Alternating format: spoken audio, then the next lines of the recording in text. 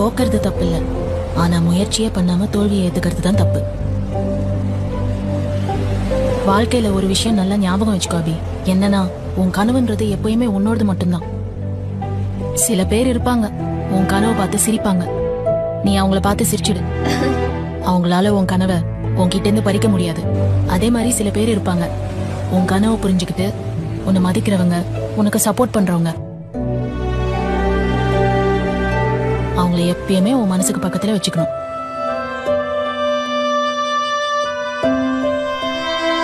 வாழ்க்கையில நிறைய கஷ்டம் இருக்கும். எந்த கஷ்டமும் நிலைக்காது. ஆனா எந்த கஷ்டத்திலையும் எந்த காரணத்துக்காகவும் உன் கனவு மட்டும் விட்டுறாத. ஏன் தெரியுமா? நம்ம வாழ்க்கையை நிர்ணயிக்கிறதுக்கு நம்ம கையில இருக்கிற ஒரே ஆயுதம் நம்ம கனவு தான். உன் கனவு நிறைவேறினதுக்கு உன்னோட நம்பிக்கை தான் காரணம்.